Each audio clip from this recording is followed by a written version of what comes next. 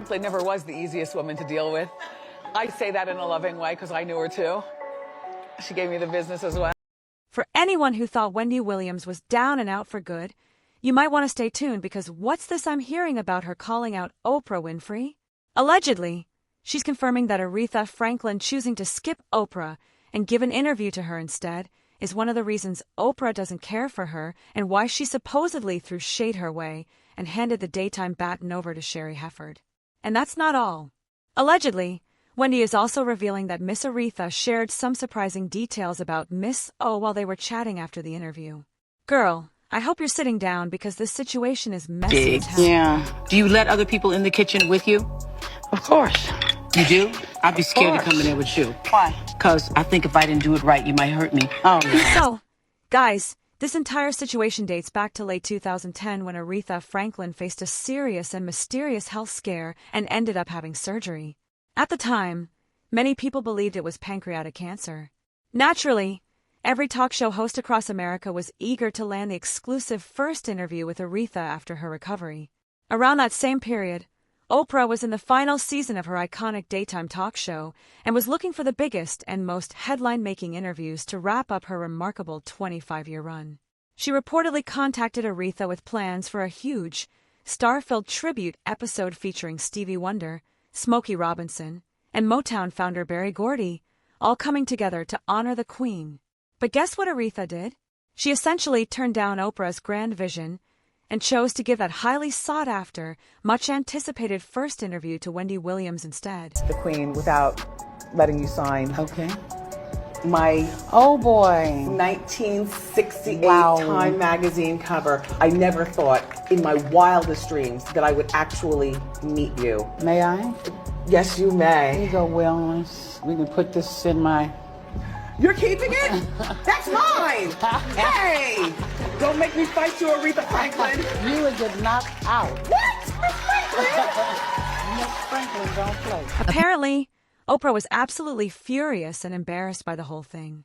And insiders reportedly claimed that Oprah felt deeply disrespected that a living legend chose a daytime newcomer like Wendy, whose show Oprah allegedly referred to as silly and gossipy when speaking to friends, instead of her respected platform.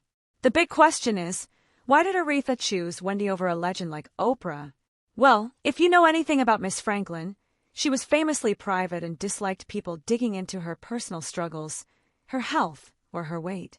That meant Oprah was never really an option because Oprah's interview style is well known for getting people emotional until they break down and reveal all their secrets. Wendy Williams, on the other hand, was simply happy to have her on the couch and chat about favorite reality shows and wigs. And according to reports, Aretha knew exactly what she was doing when she passed on Oprah.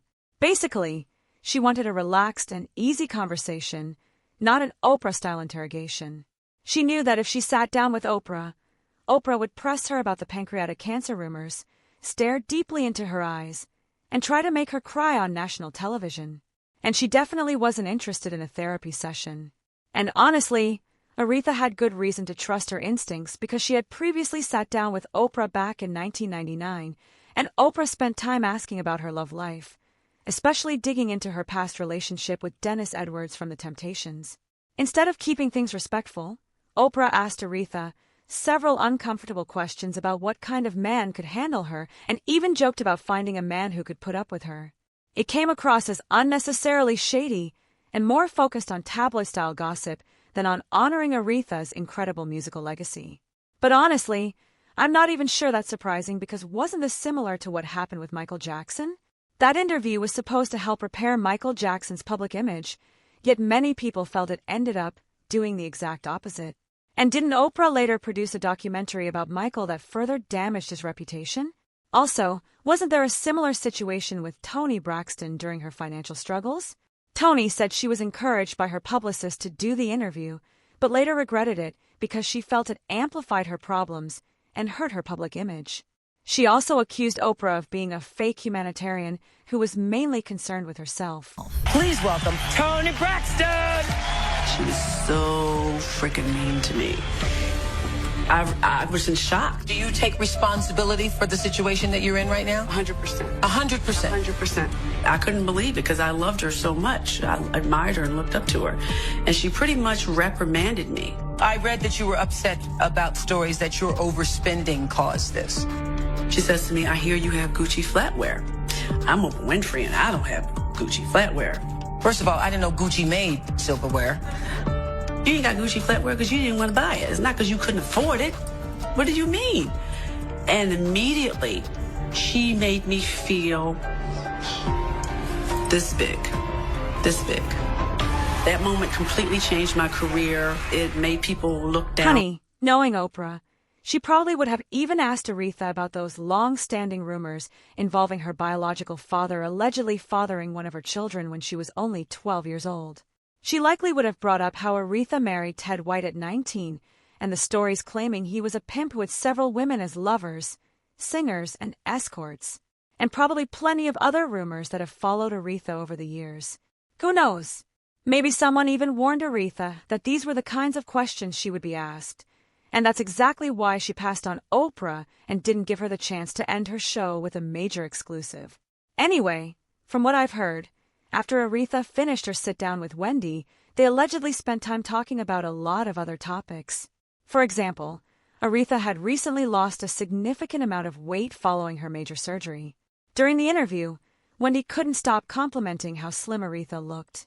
But once the cameras were off, Aretha reportedly pulled Wendy aside and gave her a serious, motherly warning about the risks of extreme dieting and the importance of protecting her health as a woman in the entertainment industry. Let's just say she wasn't only sharing advice about dieting. Aretha also allegedly opened up to Wendy about why she chose not to sit down with Oprah and reportedly told her something along the lines of, "Be careful around Oprah. She's not your friend. She has influence over the media, and if you become too successful, she will try to bring your platform down." Some insiders have even claimed that Aretha shared stories about the way Oprah supposedly treats guests behind the scenes, using her couch to get celebrities emotional for ratings while quietly passing judgment on them. Well, according to the rumors, this could help explain some of the tension that has always existed between Wendy and Oprah. The reality is that Wendy Williams dominated daytime television for years with viral moments, a huge fan following, and a position that seemed impossible to challenge. Yet despite all of Wendy's success, Oprah never once appeared on her famous purple couch, nor did she ever give Wendy that ultimate public endorsement. Then Wendy's era came to an end, and a new queen stepped into the slot, Sherri Shepherd. And what did Oprah do only 2 seasons into Sherri's run? She appeared in person, sat down on the couch, looked directly at Sherri, and openly said, "I'm passing the baton to you." So for me to be able to see you, to sit in the seat of your life on your own show with your name on it, it is the passing on. Thank you so much. It is the passing on. So you're officially passing the baton I'm on to... passing the baton. So why didn't Oprah ever pass that torch to Wendy when she was the undisputed queen of daytime after her? Not only did the Wendy Williams show dominate the daytime talk show slot for years with a loyal audience, frequent viral moments, and high-profile guests, but her earlier success as the queen of radio also proved she had everything it took to be the best. So was Oprah's decision a deliberate and calculated snub meant to completely erase Wendy's daytime legacy? By directly passing the baton to Sherri, who was technically Wendy's successor, was Oprah finally delivering the final blow in a grudge that allegedly began back in 2011? Well, this move reportedly upset Wendy, and I wouldn't be surprised if she eventually reveals more details because she is one of the few celebrities who has openly spoken about Oprah. I mean, she even joked that Oprah would be the only person capable of going so far as to interview Bill Cosby after a scandal. How when R. Kelly got interviewed, everyone's gonna want to talk to Bill Cosby just to get his side of the story. I believe Oprah's the only one who would stoop to that level. Yeah. You never know, man. It's thirsty out here. And also, like you know, and she has also said other things about Oprah that most critics could never. For Wendy Williams. They meant to say Gail. But I thought that this was a joke myself. I'm like, nobody needs to shed tears for me. I got this on lock. So trust me, if there's anything Oprah needs to respond to about what Aretha supposedly told Wendy, best believe she's not going to stay silent forever. Maybe she was just waiting for the right moment. And as for what the so-called tea could be, honestly, your guess is as good as mine.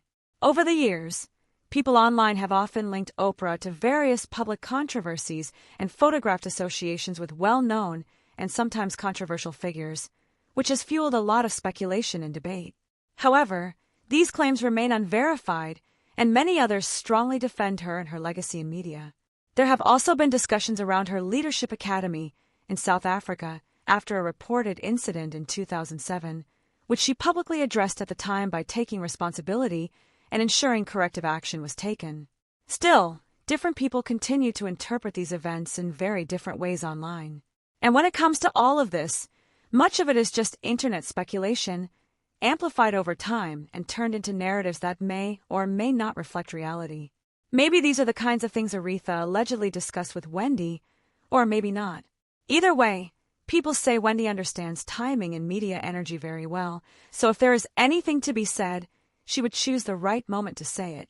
For now, all we can do is watch how the conversation around these stories continues to unfold.